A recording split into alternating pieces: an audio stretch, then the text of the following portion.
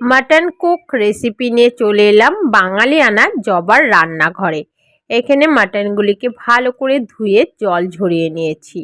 Marinate করার জন্য টক দই দিয়ে দিচ্ছি। যাদের কাছে টক দই থাকবে না তারা পাতিলেবু দিয়েও ম্যারিনেট করে নিতে পারেন। তো ভালো করে ম্যারিনেটটা করে নেব।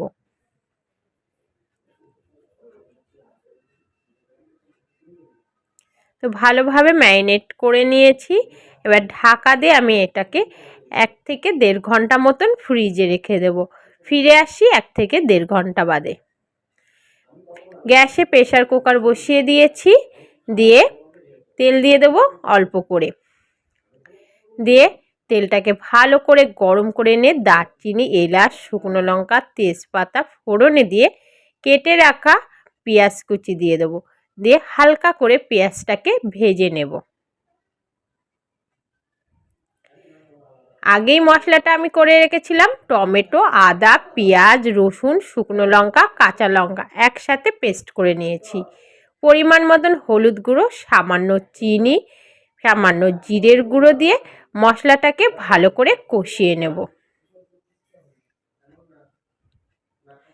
কিছুক্ষণ কষিয়ে নিয়ে মশলার বাটির মধ্যেই কাশ্মীরি মিক্স দিয়ে একটু জল দিয়ে ভালো করে নাড়িয়ে জলটাকে দিয়ে দেব। দিয়ে দেবো স্বাদ মতো নুন, দিয়ে মশলাটাকে আরও কিছুক্ষণ কষিয়ে নেব। ভালো করে কষিয়ে ম্যারিনেট করা মাটনটাকে দিয়ে ভালো করে কষাতে হবে।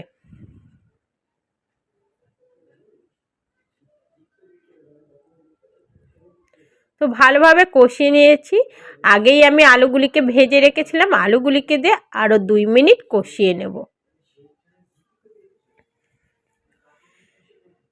ভালো করে কষিয়ে নিয়ে উষ্ণ গরম জল দিয়ে দেব পরিমাণ মতো।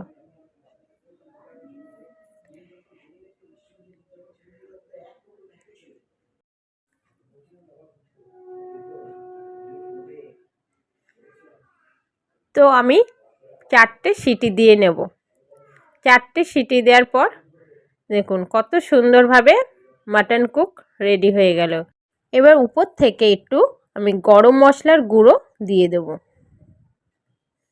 দিয়ে ভালো করে মিশিয়ে নেব।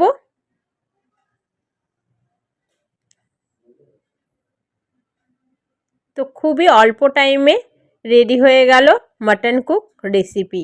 ভালো লাগলে যেসব বন্ধুরা এখনও আমার চ্যানেলটিকে সাবস্ক্রাইব করেনি তারা অবশ্যই আমার চ্যানেলটিকে সাবস্ক্রাইব করবে, আর একটা লাইক, একটা কমেন্ট ও শেয়ার করবে নতুন নতুন রেসিপি পাওয়ার জন্য।